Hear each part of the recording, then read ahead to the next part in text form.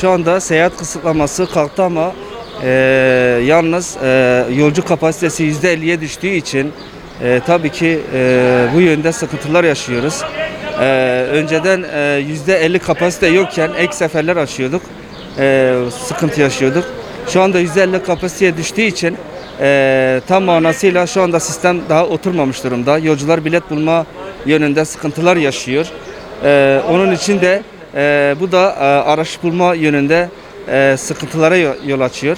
Yani şu anda seyahat kısıtlaması kalktı ama hala bazı sıkıntılar yaşıyoruz. Yani sistem tam anlamıyla daha oturmuş değil. Şu anda Gaziantep otogarında 1 Haziran'dan itibaren yoğunluk beklediğimiz gibi değil, yaşanmıyor. Bunun sebebi de birinci derecede fiyatların çok yüksek olması. Dediğim gibi %50 kapasiteye düştüğü için fiyatlarda artış oldu.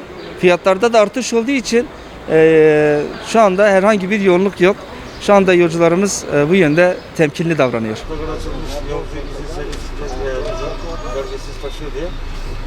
Valla bizim otobüs camiası için çok iyi oldu. Hem yolcularımızla buluştuk. İnsanlar bayağı bir mağdur oldu. İnsanları taşımakta güçlük, zorluk çektik. İzin belgesi alıp almama konusunda. Şu anda izin belgesiz taşımanın sevincini ve mutluluğunu yaşıyoruz. Yolcularımızla gene buluşmanın bir heyecanı, bir sevincini yaşıyoruz şu anda.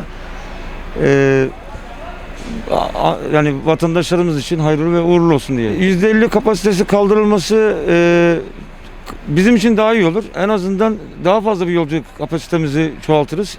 Şu anda 20 tane, 21 tane yolcuyla seyahat ediyoruz. Bu gördüğünüz koca otobüsler 46 kişilik otobüslerle 40 kişilik otobüslerle 20 kişi, 15 kişi yolcu taşıyoruz.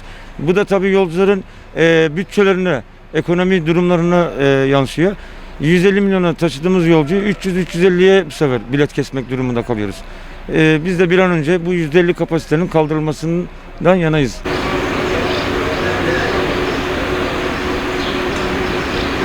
Biz servislerimizi daha önceden hazırlığımızı yaptık zaten. Her türlü servis, her tarafa olan servislerimizi açtık. Yani gerek Karadeniz olsun, gerek Batı olsun, gerek Doğu olsun, her tarafa servislerimiz mevcut. Otobüslerimizin mağdur olmaması için ek servisleri düzenledik. Yolcuların tüm servis ihtiyaçlarını karşılamış olduk. Hareketlilik Cuma'ya kadar yoğunluk olur. Bilet fiyatlarındaki değişiklik normal şartlarda zaten geçen seneden 200 liraydı. Bu sene de 300 lira oldu İstanbul, Gaziantep İstanbul. Zaten mazot farkını da hesaplarsanız yani %50 oranda biz mazottan çok zararımız oldu. Onun da telafi yolu ancak böyle olur. %50 kapasitesinin kalkmaması sağlık açısından yapacak bir şey yok. Öncelikle sağlık yani. İnsanların sağlığı önemli. Ticaret ikinci şeye gelir. Müdürlerinin yanına giderim, Settar Konukoğlu yanına giderim. Kenan Bey var orada, arkadaşımız. Yasakların kalkmasından sonra bayağı bir hareketlilik var. Dün itibariyle daha yoğunduk. Bugün de o yoğunluk devam ediyor. Şu anda devam ediyor. Şimdi yüksek fiyatları iki taraflı düşünmek lazım.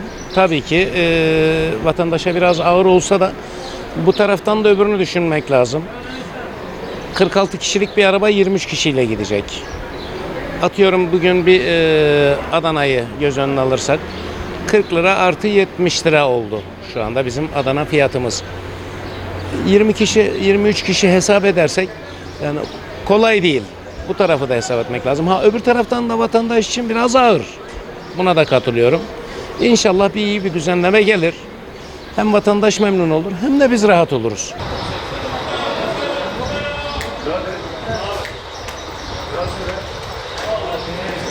Biz şimdi İstanbul'dan 4 kişi yola çıktık. İstanbul'dan 4 kişi yola çıktık. Kişi başı 450 TL verdik. Bu nedenle yaklaşık 1800-1900 paramız gitti. Biz bu parayla yaklaşık kendimize en ucuzundan bir araba peşinatı alabilirdik. Tabii ki de doğrudur. Yani bu Şu an sisteme, bu yapılan zama gerçekten karşıyız. Yani bu fiyatların bu kadar artış olmaması lazım. Yani acilen bu devletin bu yüksek oranda bu biletlere bir çözüm bulmaları lazım.